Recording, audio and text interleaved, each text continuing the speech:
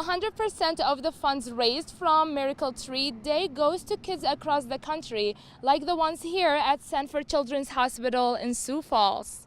Airport officials say the cancellation and delay of Delta flights doesn't affect the Sioux Falls Airport, but it affects their customers. SDSU has increased security on campus due to the increase of sexual assault reports. Chalice says there are many services implemented for sexual assault survivors, from counseling to safety accommodations. April 28th at SDSU is Chico's Mustache Day, where students celebrate their president and his famous mustache. Students can pick up a free mustache from the Union between 10 a.m. and 4 p.m. You might want to stick around in the Union because after the ceremony, you will be getting free ice cream. South Dakota is cracking down on people who get caught texting behind the wheel. Texting and driving has been banned in the state since 2014. Every Sunday, the outdoor campus hosts a show and tell. Today, it was about a bird rehabilitation center created by a local woman. The Honor Hall submitted a proposal to University Housing, a residential life, last spring, suggesting 2 large women's bathrooms to be changed to gender-neutral bathrooms. The idea came up to address the lack of men bathrooms in the residence hall.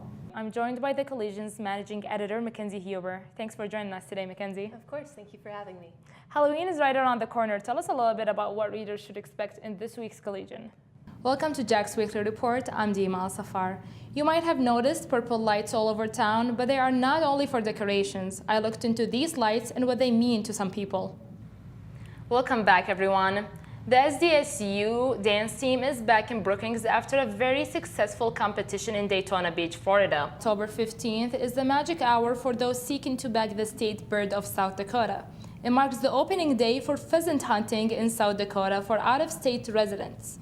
The daily limit is 3 rooster pheasants. Lynn Birdie started Papa's Place as a bird rehabilitation center. She focused her educational show and tell on how to care for different birds. Purdy brought birds like a screech owl to show the audience. Her show and tell brought a big audience eager to learn about birds. A lot of great questions that we had today about different aspects and why they can't fly and why are they in trees and vantage point and hunting and things like that. Purdy says she has been educating people about birds for about 5 years. Tonight at 10, we will hear the story of Lynn Purdy and how she started her bird rehab journey. I thought it would just be a delay, but instead it was completely canceled, so that just added to the turmoil. All over the world and in Sioux Falls, Delta airline travelers are not getting to their destinations on time. My flight from Minneapolis to Los Angeles got canceled, so now I am going with a 2-hour delay to Minneapolis with a direct flight to Sacramento, where I want to go to. According to Delta, issues started with a computer outage at the company's headquarters in Atlanta, causing Delta to ground all their airplanes worldwide. So far at the Sioux Falls Airport, 2 flights have been delayed, but that's having a ripple effect. My flight from here to Minneapolis is delayed, so I was going to miss my connection to Detroit. What they did was they left me on that one and put me on another flight that's leaving from Minneapolis a couple hours later to Detroit. So one way or another, I should get on there. Delta says things are getting back to normal, but more delays and cancellations are expected. To make up for time lost, the company says it will give waivers to all affected travelers. That's helping to keep tempers from soaring at the local airport, where some customers are praising Delta. And they were very pleasant and did what they did and took them 30 seconds to sort out what I needed to do. So, they're doing the best they can. In Sioux Falls, Deema AlSaffar, KDLT News. It is such a nice big place that when you're over on the terraces or down in the garden, you don't know you're surrounded by city.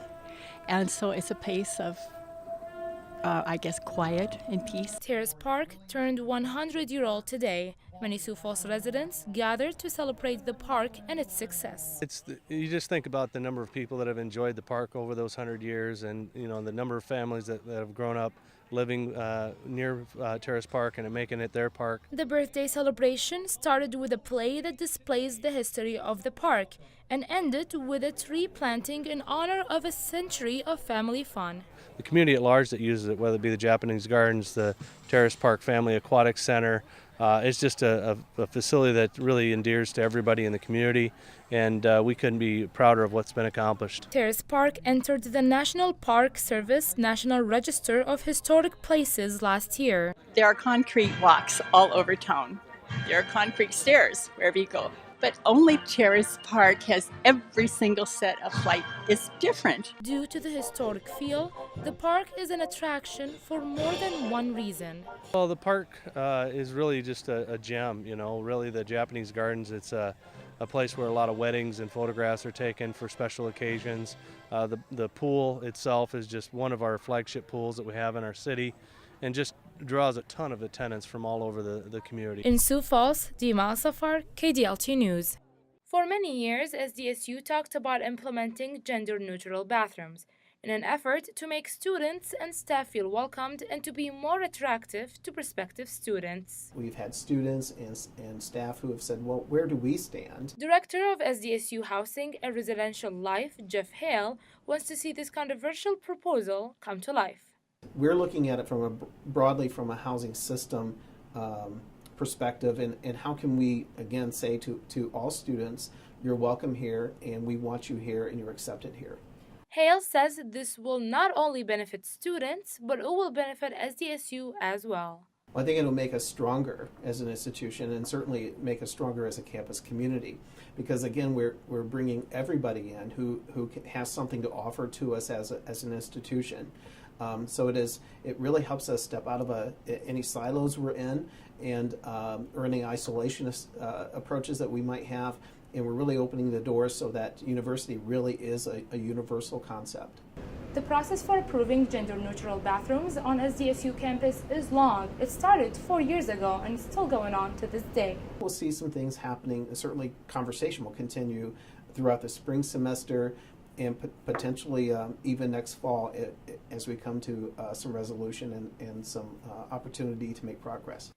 Hale says this could change the university and might even stir up conversation about the issue to make it more acceptable in the society. This will continue to be an issue where we advocate, because we again know that there are students who do not all look alike or all think alike and all believe alike, and their identities are varied. In Brookings, Deema AlSaffar, Jack's Weekly Report.